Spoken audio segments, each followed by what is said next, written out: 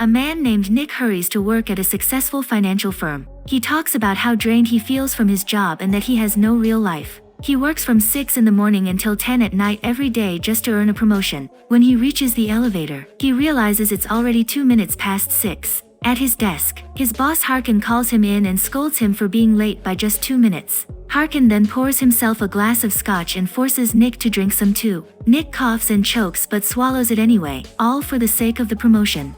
Meanwhile, Dale is dropped off at work by his fiancée, Stacy. Dale explains how what he wants most is to be a husband. He works as a dental assistant to his boss, Dr. Julia. But Julia keeps flirting with him, and Dale hates it. She keeps making moves, and Dale tells her to stop because he's already engaged. On the other side, Kurt enjoys his job. He works as an account manager in a chemical company owned by a very kind boss named Jack. But Jack has a spoiled and arrogant son named Bobby. Bobby often sneaks into the company bathroom to sniff some powder. He dislikes Kurt and calls him a bootlicker. Jack tells Kurt that one day he plans to hand him the company. But soon after, Jack suffers a heart attack behind the wheel and crashes.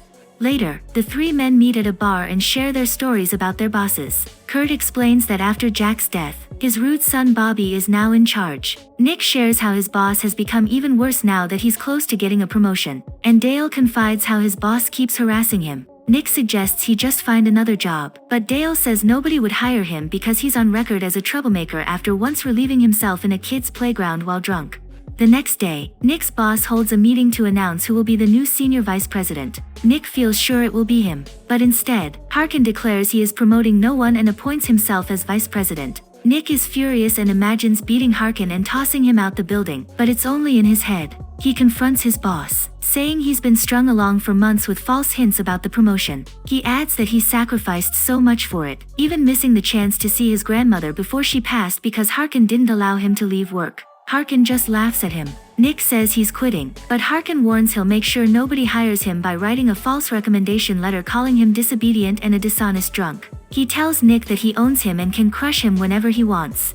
Meanwhile, Kurt arrives at the office and Bobby tells him he's 3 hours late. Kurt replies he was at the funeral of Bobby's father, Jack. Bobby says that excuse doesn't matter now that he's in charge. He pulls Kurt into the office and asks why the company isn't making much money. Kurt explains it's the recession, but the business is still earning. Bobby orders him to cut costs in waste management, but Kurt warns that reducing the budget would put local residents at risk. Bobby doesn't care and insists. He even tells Kurt to fire the overweight workers and one who is disabled. Kurt tells him he clearly doesn't care about the company, and Bobby admits it's true, saying the company is just an ATM for him to squeeze money from. He warns Kurt that if he won't fire them, then Bobby will, and he'll fire Kurt too.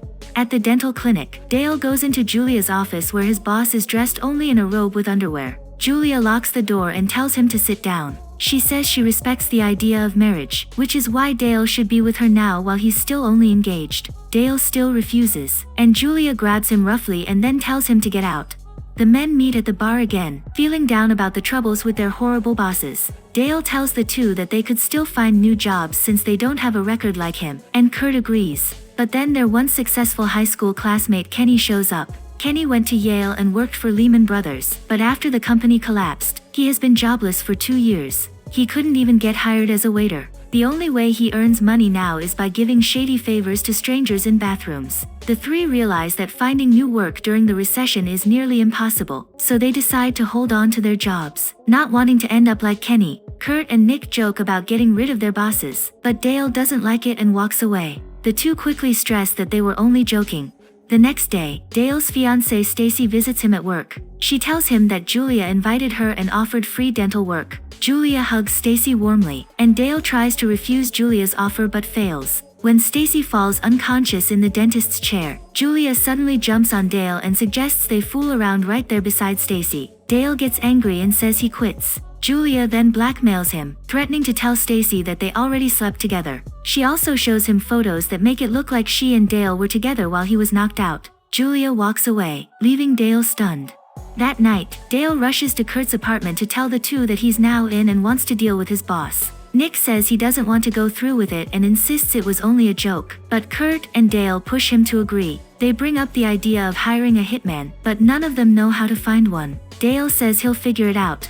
The next evening, the three meet at a travel inn. Dale says he found a hitman online, explaining that wet work professional must be code for a contract killer. Soon, the supposed wet worker arrives, looking like James Bond, and the three get excited. The man lays out a large plastic sheet on the floor, confusing them. He then explains that his wet work means something entirely different. He makes money by letting people pay him to perform embarrassing water tricks. The three get angry at Dale, but the man insists he still wants his $200. They hand him the cash and leave.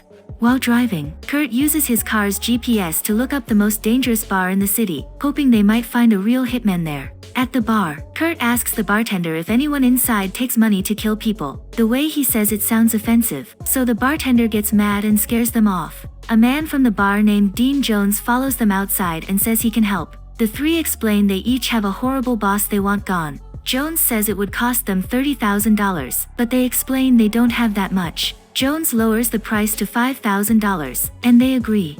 Nick, Kurt, and Dale pool their savings and meet with Jones again. They hand him a briefcase with the money. Jones then admits he's on probation and can't commit crimes himself, so instead he'll act as their murder consultant. When the three try to take their money back, Jones threatens them, saying there are no refunds. He explains that since they each have motives, they would automatically be suspects if they killed their own bosses. Instead, he advises them to trade targets and take down each other's bosses. The three agree, and Jones leaves with the money.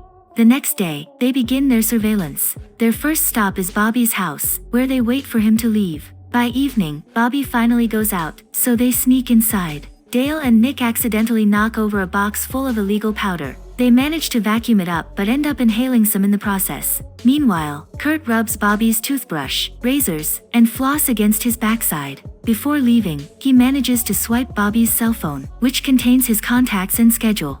They later head to Harkin's mansion. They tell Dale, who is still high from the powder, to stay outside as lookout. The two manage to find a key and sneak into the house. Inside, they discover that Harkin has an attractive wife, which excites Kurt. Meanwhile, Dale gets distracted playing on his phone and doesn't notice Harkin approaching. Harkin confronts him because Dale threw the wrapper of his peanut butter sandwich outside, but Dale doesn't realize he's talking to Harkin himself. Harkin accidentally inhales some of the wrapper, and he starts choking since he's allergic to peanuts. He points at his feet where the EpiPen is, and Dale reads the instructions. In a panic, Dale jabs the EpiPen into Harkin's chest several times. From the window, Nick and Kurt see Dale stabbing something into Harkin's chest and think he's killing him, so they panic and run. In their rush, Kurt accidentally drops Bobby's phone inside Harkin's room. Moments later, Harkin's wife arrives and hugs and kisses Dale for saving her husband's life. Harkin, however, gets furious and orders Dale to leave. He then confronts his wife, convinced she is having an affair. Dale meets up with Nick and Kurt, and they scold him when they realize it was Harkin he was jabbing. Dale explains that Harkin had a peanut allergy, so he was actually saving him. Nick gets upset that Dale saved the very man they were trying to get rid of. The three then decide on a new plan, put poison in Bobby's illegal powder and place peanuts around Harkin's house. As for Julia, Kurt, being a womanizer, will handle her. The next day, they go to the grocery store to buy rat poison, binoculars, and peanuts. They assign tasks. Nick will handle Bobby, Kurt will handle Julia, and Dale will handle Harkin. Each of them heads to their target's house. Kurt spies on Julia through his binoculars and gets overly excited. Meanwhile, Harkin, paranoid about his wife, searches through her clothes and bags for evidence of cheating. In the process, he finds Bobby's phone in their bedroom and storms out. At the same time, Dale sneaks into Harkin's house and goes into the bathroom to put peanuts in his shampoo. But he calls Nick, saying he can't go through with it, and Nick admits he feels the same way. Then, Nick sees Harkin knock on Bobby's door. When Bobby comes out, Harkin suddenly shoots him twice and then drives away. Nick calls Dale in a panic to tell him what just happened, and Dale freaks out as he rushes out of the house. Nick speeds away too, but his car is caught on a traffic camera. The three later meet at the bar, where Nick and Dale tell Kurt they can't continue with their plan anymore. Kurt then admits that he actually hooked up with Julia, since she seemed to notice him spying and teased him until she opened the door, and he went inside. Kurt suggests they call in an anonymous tip to the police, reporting that Harkin killed Bobby so he'll be sent to prison. But just as they are about to find a payphone, a police car pulls up. The officer tells them that a traffic camera caught Nick's car fleeing the scene of a crime that night, so they are brought to the station. At the station, the inspector questions Nick about why he was speeding just 1 block away from the victim's house right after the shooting. Nick claims he was drag racing, but the police are puzzled, asking why he would drag race in a Prius. The inspector then asks why, after fleeing the crime scene. Nick is hanging around with Dale, a registered offender, and Kurt, who works for the victim. Dale asks if they are under arrest, and when the officers say no, the three walk out. Before they leave, the officer mentions that forensics are sweeping Bobby's house for DNA and fingerprints. Kurt suddenly remembers that he rubbed Bobby's toothbrush, razor, and floss on his backside, and Dale yells at him as they drive away. They decide to meet with Jones again to explain what happened. Jones asks for another $5,000, but they refuse, so he only requests they pay for his drink, which they do. Jones then advises them to make Harkin confess and secretly record it. Later, they find out that Jones never actually killed anyone. He spent 10 years in prison for video piracy. Furious at being tricked, they leave him. The three return to Harkin's house and find it quiet. Kurt takes the tape recorder with him, and they sneak inside. But when they open the door, a crowd suddenly shouts in surprise, thinking Harkin, the birthday boy, has arrived. Harkin's wife welcomes them in and recognizes Dale as the man who saved her husband the other night. While waiting for Harkin, Kurt flirts with her. Soon, Harkin shows up, and everyone shouts again. Harkin explodes in anger, saying he hates surprises, then storms off to his room. The three decide to go through with their plan, but Kurt gets distracted by Harkin's wife and sneaks away with her. Nick and Dale then confront Harkin, telling him they saw him shoot Bobby. Harkin openly admits it, saying he killed Bobby because he thought Bobby was his wife's lover. The two get excited, thinking they now have proof, but then Nick realizes Kurt, who has the recorder, is missing. Harkin starts looking for his gun, so Nick and Dale quickly slip out. They find Kurt coming out of the bathroom with Harkin's wife, and they smack him before leaving.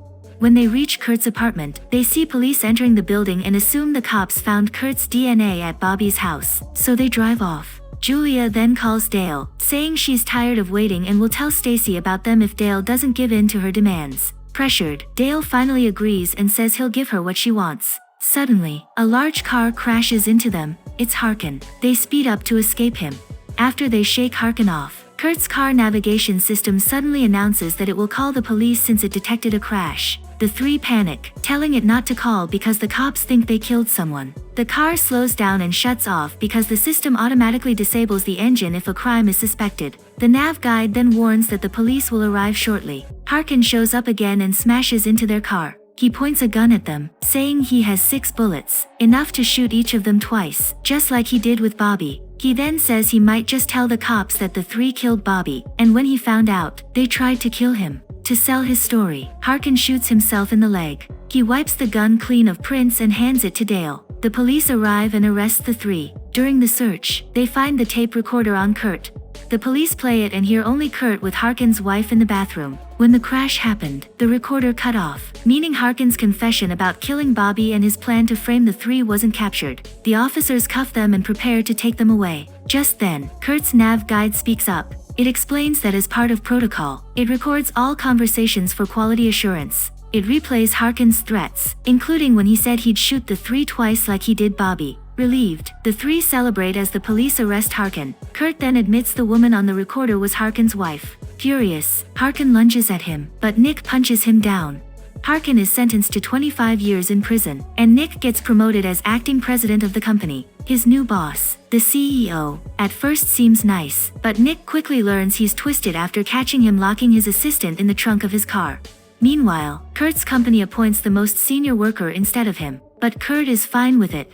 As for Dale, he finally turns the tables on Julia. When Julia teases him in front of an unconscious patient, the patient suddenly bursts out laughing. It turns out the man isn't unconscious, it's Kenny. He helps Dale set Julia up, while Jones records everything from outside. This time, Dale blackmails Julia, demanding a luxury 2-week vacation with his fiancée, all expenses paid by her. He warns that if she ever bothers him again, he will release the video.